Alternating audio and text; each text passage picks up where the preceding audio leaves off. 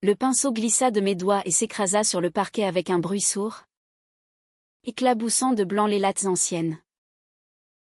Stéphanie se tourna vers moi, les yeux écarquillés. Et dans ce regard bleu si familier, je vis pour la première fois la peur. « Hélène, qu'est-ce qui t'arrive » murmura-t-elle, la voix tremblante. Je ne pus répondre, les mots s'étaient noués dans ma gorge depuis des années. Et ce jour-là, dans cette chambre vide de son nouvel appartement du Marais, il menaçait enfin d'exploser. Tout avait commencé si innocemment. C'était un samedi d'automne pluvieux. Un de ces jours où Paris semble se replier sur lui-même sous un ciel gris perle. Stéphanie m'avait appelé la veille. Excitée comme une enfant, elle venait d'acheter ce petit 2 pièces rue des Rosiers. Un nid qu'elle voulait transformer avant d'y emménager définitivement. Viens m'aider à peindre ? Hélène. Toi seule sais choisir les bonnes nuances. J'avais accepté sans hésiter. Depuis l'université, nous étions inséparables. Elle et moi. Amie d'abord, confidente ensuite. Et pour moi, quelque chose de bien plus profond que je n'osais nommer. Je l'avais rencontrée à la Sorbonne, lors d'un cours de littérature française du XIXe siècle. Elle était arrivée en retard, essoufflée. Ses cheveux blonds ébouriffés par le vent de la Seine, et s'était assise à côté de moi avec un sourire désolé. Dès ce moment, j'avais senti un trouble inexplicable. Stéphanie était vive, passionnée, toujours prête à débattre de Balzac ou de Proust avec une fougue qui me désarmait. Moi, plus réservée, élevée dans une famille catholique stricte de province, je me contentais de l'écouter, fascinée par sa liberté. Nous avions partagé des cafés interminables aux Deux Magots, des promenades nocturnes le long des quais, des rires étouffés dans les bibliothèques. Elle était ma lumière dans la grisaille parisienne. Mais au fil des ans, cette amitié s'était muée en un sentiment plus sombre, plus dévorant. Je l'aimais. Pas comme une sœur, pas comme une amie. Je l'aimais avec cette intensité qui ronge l'âme, qui fait mal chaque fois qu'elle parlait d'un homme rencontré lors d'une soirée. Je me souviens de la première fois où elle m'avait présenté Marc, son fiancé d'alors, un avocat charmant, sûr de lui, qui l'enlaçait possessivement. J'avais souri, serré sa main. Mais intérieurement, quelque chose s'était brisé.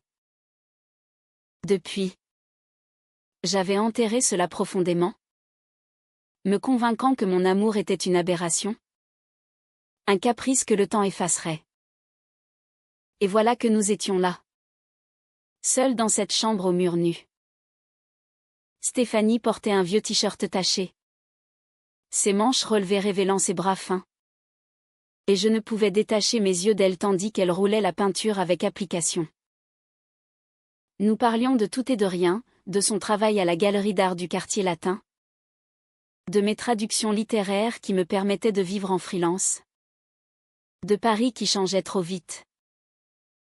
La radio diffusait doucement France Inter, une chanson de Barbara qui parlait d'amour impossible. L'ironie me serrait le cœur. Tu sais, Hélène, sans toi, je n'y arriverai pas, dit-elle soudain en posant son rouleau.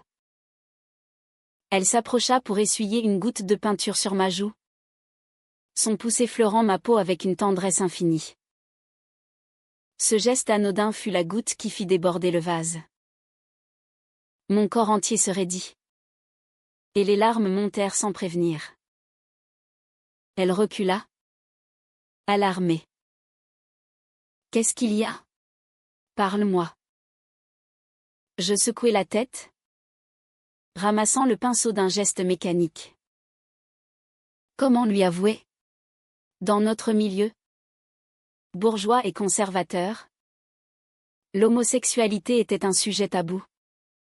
Une honte qu'on murmurait à peine. Ma mère, veuve pieuse, m'avait élevée dans la peur du péché. Et Stéphanie. Elle était si hétérosexuelle, si ouverte aux hommes qui la courtisaient. Ces dernières années, après sa rupture avec Marc, elle avait multiplié les aventures éphémères, me les confiant avec une franchise qui me torturait. Il était gentil, mais pas assez passionné, disait-elle en riant. Et moi? Je riais aussi, masquant la jalousie qui me consumait. La journée avançait. La lumière déclinait derrière les fenêtres mansardées. Nous avions peint deux murs en blanc cassé. Une couleur neutre qu'elle voulait pour repartir de zéro. Ironique. Encore. Je sentais la tension monter en moi comme une marée. Chaque regard qu'elle posait sur moi, chaque rire partagé, ravivait la flamme que j'étouffais depuis 10 ans. Et soudain, alors que nous nous penchions toutes deux pour ramasser un pot renversé, nos mains se frôlèrent. Un contact électrique. Elle ne retira pas la sienne immédiatement. Et dans ses yeux, je crus voir une hésitation. Une question muette. Hélène. Tu es bizarre aujourd'hui. Il y a quelque chose que tu ne me dis pas? Sa voix était douce. Inquiète. Je me redressai. Le cœur battant à tout rompre. C'était maintenant ou jamais. Mais la peur me paralysait. Si je parlais, je risquais de tout perdre, notre amitié, sa présence, cette proximité qui, même platonique, était mon oxygène. La soirée tomba, et nous décidâmes de faire une pause. Assises par terre, adossées au mur fraîchement peint, nous partageâmes une bouteille de vin rouge apportée par mes soins. Un Bordeaux que j'aimais, corsé et profond. L'alcool délia un peu ma langue, mais pas assez. Elle parla de son désir de stabilité, d'une vie à deux, peut-être même d'enfant un jour. Chaque mot était une aiguille dans mon cœur. Et toi? Hélène? Tu ne rencontres personne? Tu es si belle. Si intelligente. Les hommes doivent te courir après. Je ris amèrement. Non. Personne. Silence. Elle me regarda longuement, comme si elle cherchait à lire en moi. Puis, d'une voix plus basse, parfois, je me demande pourquoi tu restes seule. Tu mérites tant. Ces mots furent le déclencheur. Les larmes coulèrent enfin. Silencieuses. Elle posa la bouteille et me prit dans ses bras, comme elle l'avait fait tant de fois. Mais cette fois, je ne pus me contenir. Mon corps tremblait contre le sien, et je murmurai. La voix brisée, parce que c'est toi. Stéphanie. C'est toujours toi. Elle se figea. Ses bras, qui m'enlaçaient, se raidirent lentement, comme si mon aveu l'avait pétrifié. Le silence qui suivit fut plus assourdissant que n'importe quel cri. Je sentis son cœur battre contre ma poitrine. Rapide. Affolé. Puis elle s'écarta doucement.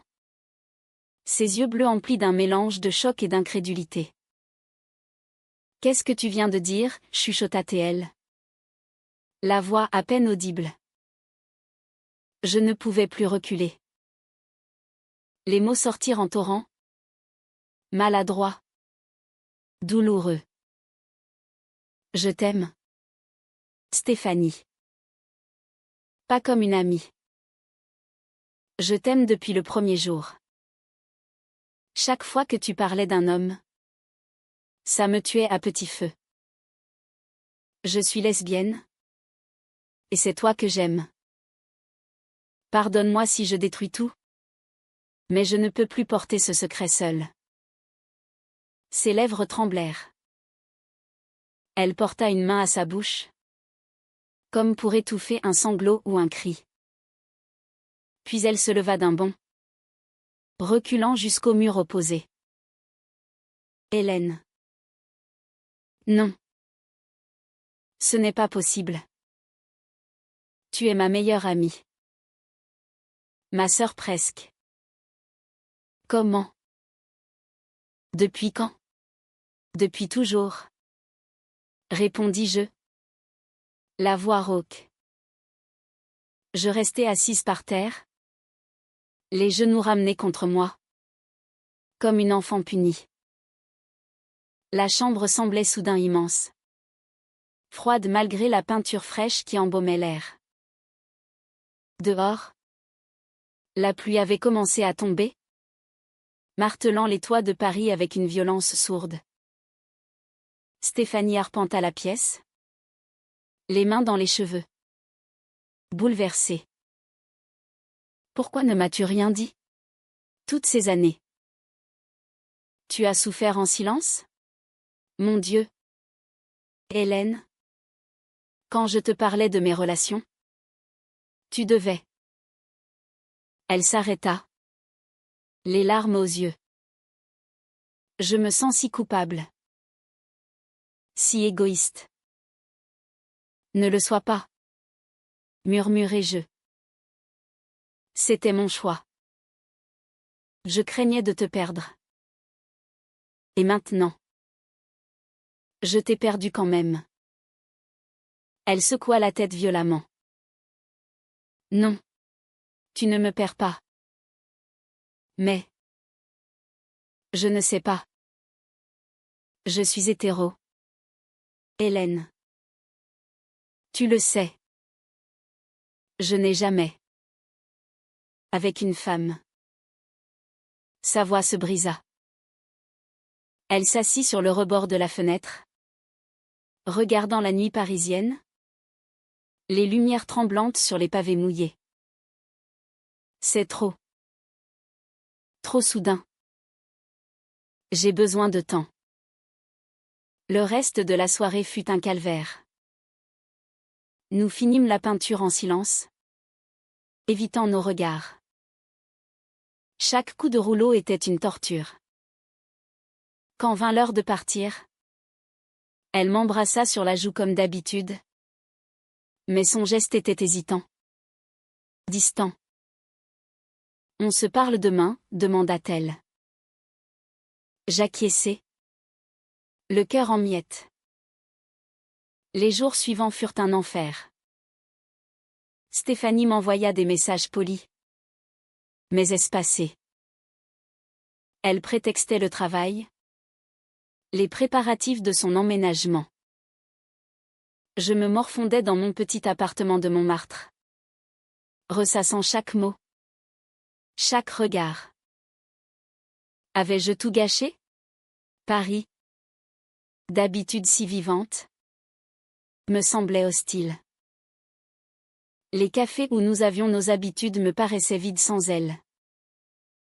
Puis, une semaine plus tard, elle m'appela. Sa voix était étrange, tendue. Viens ce soir. Il faut qu'on parle. J'y allai, le ventre noué. L'appartement était presque fini. Meublé sobrement avec ses touches personnelles, des tableaux abstraits au mur. Des livres empilés. Elle m'accueillit avec un sourire forcé. Nous servit du thé dans la cuisine exiguë. Hélène. J'ai beaucoup réfléchi. Commença-t-elle en s'asseyant en face de moi. Ton aveu m'a bouleversée. Au début, j'étais en colère pas contre toi, mais contre la situation. Pourquoi la vie nous joue-t-elle ces tours? Mais ensuite, j'ai repensé à nous. À tous ces moments. Mon cœur s'emballa. Espoir? Elle baissa les yeux. Je t'aime énormément. Tu es la personne la plus importante de ma vie. Mais pas comme ça. Je ne ressens pas la même chose. J'ai essayé d'imaginer. Vraiment. Mais non. Je suis désolée. La déception me frappa comme un coup de poing. Je ravalai mes larmes. Je comprends. Je ne veux pas te forcer. Gardons notre amitié? Si c'est possible. Elle hocha la tête. Émue. Bien sûr. Mais il y a autre chose. Hésitation. J'ai rencontré quelqu'un. Un homme. Antoine. C'est sérieux? Cette fois. Je voulais te le dire en face. Le monde s'effondra. Antoine. Déjà. Si vite après mon aveu. Était-ce une fuite? Une façon de me signifier que rien ne changerait? Je me levai, prétextant un rendez-vous. Félicitations, murmurai-je en partant. Dans l'escalier, les larmes coulèrent enfin. Les mois passèrent dans une distance croissante. Nous nous voyions moins. Nos conversations devenaient superficielles. Stéphanie s'épanouissait avec Antoine, un architecte rencontré à une exposition. Elle m'en parlait avec enthousiasme, et chaque détail me lacérait. Je me jetais dans le travail, traduisant des romans mélancoliques qui faisaient écho à ma douleur. Mais le pire vint lors d'une soirée d'anniversaire commune, chez une amie mutuelle. Stéphanie arriva au bras d'Antoine, radieuse. Ils annoncèrent leur fiançailles. Tout le monde applaudit. Moi, je souris mécaniquement. Le champagne amer sur la langue. Plus tard, seul sur le balcon, je pleurais en regardant les lumières de la tour Eiffel. C'est là que le malentendu commença à s'insinuer.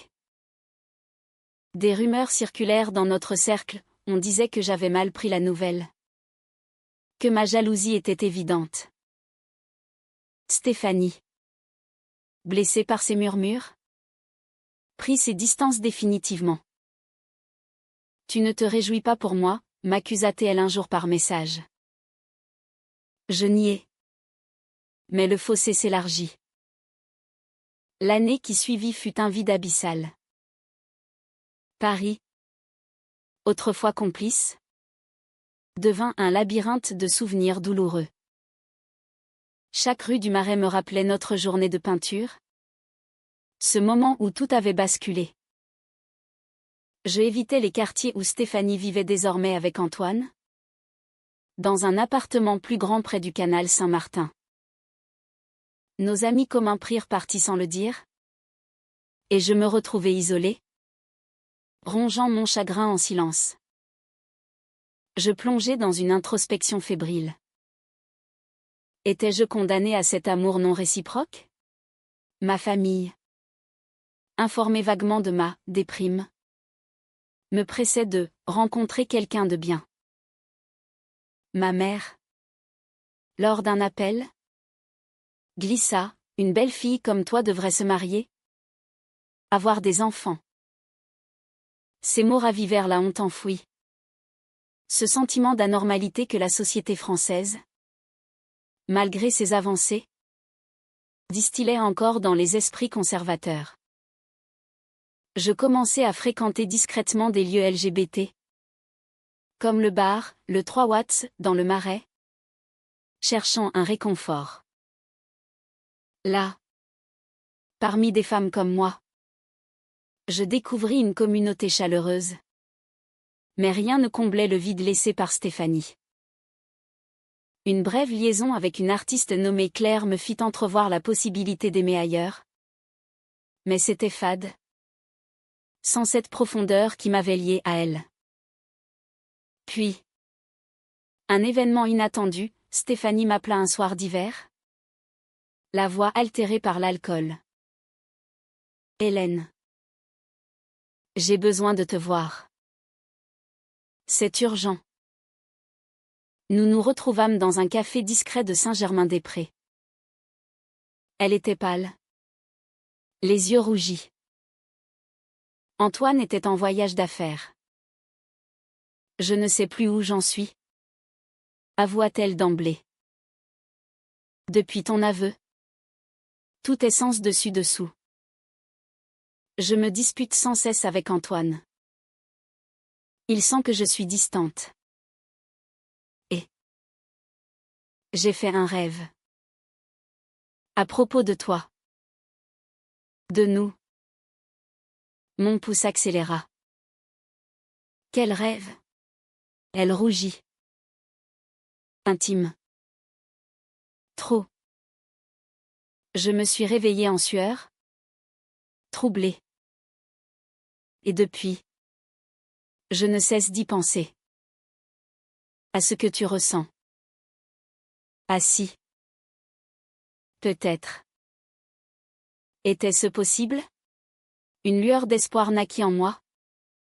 Fragile. Nous parlâmes des heures. Évoquant nos souvenirs. Les moments où, rétrospectivement, une tension avait existé. Ses rires nerveux. Mes regards prolongés.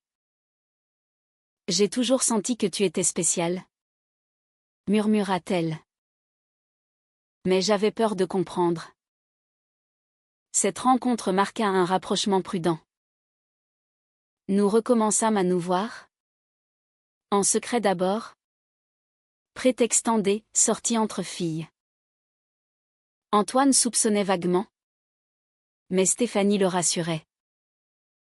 Pour moi.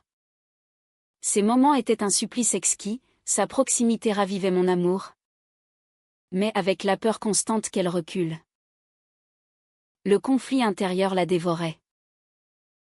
Issue d'une famille aisée de Neuilly. Elle avait été élevée dans l'idée du mariage traditionnel. De la norme hétérosexuelle. Si je te choisis, je perds tout. Confia-t-elle un soir. Sur un banc du Luxembourg. Ma famille. Mes amis. Cette vie que j'ai construite. Et si c'est une erreur? Une curiosité passagère? Je souffrais de la voir ainsi tourmentée. Mais égoïstement. J'espérais. Nos conversations devinrent plus profondes. Chargées d'émotions refoulées. Un soir. Après un film au reflet Médicis. Elle prit ma main dans la rue sombre. Nous ne dîmes rien. Mais ce geste fut une promesse muette. Pourtant, la réalité frappa vite. Antoine découvrit nos messages ambigus. Une dispute violente éclata. Il l'accusa de trahison émotionnelle. Stéphanie. Paniquée. Choisit la sécurité, elle rompit nos rencontres. C'est trop dangereux. Hélène. Je ne peux pas tout risquer pour une incertitude. Le rejet fut brutal. Je sombrai dans une colère sourde. Mêlée de PHNN envers moi-même. Pourquoi avais-je parlé? Notre amitié était détruite. Et cet espoir fugace n'avait fait qu'aggraver la douleur. Mais le destin réserva une surprise. Quelques mois plus tard, j'appris par une amie commune que Stéphanie avait annulé ses fiançailles. Antoine était parti. Furieux. Elle était seule. Déprimée. Dois-je la contacter? Le dilemme me hanta. La nouvelle des fiançailles rompues me parvint comme un coup de tonnerre dans un ciel clair. Notre amie Louise. Lors d'un dîner. L'achat, Stéphanie est dévastée. Antoine l'a quittée après une énième dispute. Elle dit qu'elle ne sait plus qui elle est. Ces mots résonnèrent en moi des jours entiers. Était-ce à cause de moi?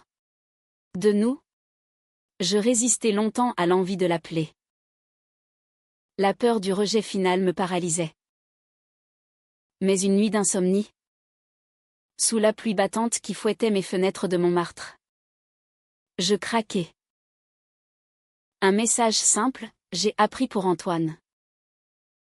Si tu as besoin de parler, je suis là. Sa réponse vint immédiatement, viens. S'il te plaît. Je la trouvai dans son appartement. Blottie sur le canapé. Enveloppée dans une couverture. Ses yeux étaient cernés.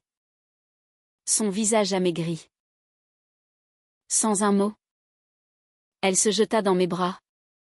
Sanglotant. Tout est ma faute. Hélène. J'ai tout gâché. Nous parlâmes jusqu'à l'aube. Elle avoua son trouble profond, depuis mon coming out. Elle questionnait tout. Ses relations avec les hommes lui semblaient soudain fades. Forcées. Avec Antoine, c'était confortable. Mais pas vibrant. Pas comme avec toi. Ces moments où nous nous retrouvions. Je me sentais vivante. Effrayée. Mais vivante. Je n'osais y croire. Et maintenant? J'ai peur. Murmura-t-elle. Peur de ce que ça implique. Ma mère serait horrifiée. Mes collègues à la galerie. Paris est tolérante en surface. Mais dans notre milieu. Et si je me trompe? Si je te fais souffrir pour rien? Ces doutes étaient légitimes. Cruels. Je la serrai contre moi. Sentant enfin sa reddition possible. Prends ton temps. Je t'attendrai. Les semaines suivantes furent un ballet émotionnel intense. Nous nous vîmes en secret, explorant cette nouvelle proximité avec prudence. Des promenades nocturnes le long de la Seine. Des dîners chez moi où les silences étaient chargés de sens. Un soir, dans la pénombre de ma chambre, elle m'embrassa. Un baiser hésitant d'abord, puis passionné. Comme si toutes ces années refoulées explosaient enfin. Ce fut un tournant. Stéphanie s'ouvrit à son identité naissante. Lisant des livres sur la bisexualité. Fréquentant discrètement des groupes de soutien. Mais les conflits surgirent vite. Sa famille. Apprenant la rupture, la pressa de se reprendre. Une dispute avec sa mère tourna au drame. Tu jettes ta vie pour une lubie? Pense à ton avenir. Stéphanie vacilla. Elle annula nos rendez-vous plusieurs fois. Submergée par la culpabilité. Je ne suis pas assez forte. Hélène. Je te fais du mal en hésitant. La tension culmina lors d'une confrontation inattendue. Antoine revint, suppliant une réconciliation. Il avait entendu des rumeurs sur nous. Choisis. Stéphanie. Lui ou cette folie. Elle choisit moi. Mais à quel prix? La nouvelle se répandit dans notre cercle. Amis qui prirent parti. Jugement murmuré. Stéphanie perdit certains contacts. Affronta le rejet familial. Je la visais brisée. Doutant de tout. Pourtant, dans l'intimité, notre lien se renforçait. Des moments de tendresse pure, où elle murmurait « Je t'aime ». Vraiment. Ça me terrifie. Mais c'est vrai. Mais un secret plus sombre émergea. Lors d'une confidence, Stéphanie avoua avoir entretenu une brève liaison avec une femme à l'université. Avant moi. Elle l'avait caché. Par honte. Je fuyais déjà cela. Et quand tu as parlé, tout est revenu. Ce révélation approfondit notre compréhension, mais raviva ses tourments. Le climax survint par une nuit d'orage, 1 an après cette journée de peinture fatidique. Stéphanie vint chez moi. Trempée. En pleurs. Sa mère l'avait ultimée, si tu continues avec elle. C'est fini entre nous. La pression familiale, cumulée au doute, l'avait fait craquer. Je ne peux pas. Hélène. C'est trop lourd. Je vais partir. Loin. Peut-être à Londres. Recommencer ailleurs. Seul. Mon monde s'écroula à nouveau. Nous nous disputâmes pour la première fois. Violemment. Tu fuis encore. Comme toujours, criai-je. Elle pleura, je t'aime. Mais je ne suis pas prête à tout sacrifier. Pardonne-moi. Elle partit effectivement. Un billet pour Londres. Un poste dans une galerie. Les adieux à Orly furent déchirants, un embrasse passionné. Des larmes mêlées. Peut-être un jour. Murmura-t-elle. Les mois sans elle furent un deuil. Je me reconstruisis lentement, acceptant enfin ma vérité. Je sortis ouvertement. Trouver du soutien. Paris devint mon allié. Avec ses marches des fiertés. Ses communautés.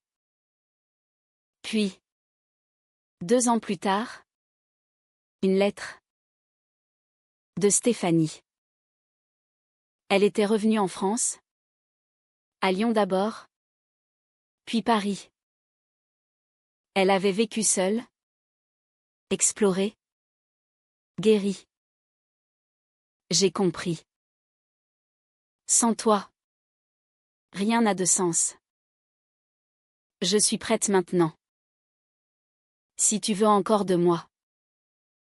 Nous nous retrouvâmes dans cette même chambre du Marais, qu'elle avait gardée. Les murs étaient toujours blancs. Intacts. Elle me prit dans ses bras, je t'aime. Pour de vrai. Sans peur. Ce fut une renaissance. Nous affrontâmes ensemble les jugements restants, reconstruisant notre vie. Sa famille finit par accepter. À contre-cœur d'abord, puis avec résignation. Notre amour, forgé dans la douleur, devint solide, humain. Aujourd'hui, des années après, je regarde en arrière avec gratitude. Ce secret enterré en peignant sa chambre fut le début d'une libération. Nous ne sommes pas parfaites, mais authentiques. À Paris, sous le même ciel gris perle, nous marchons main dans la main. Enfin libres. L'amour, même caché, trouve toujours son chemin. Il nous a brisés pour mieux nous reconstruire.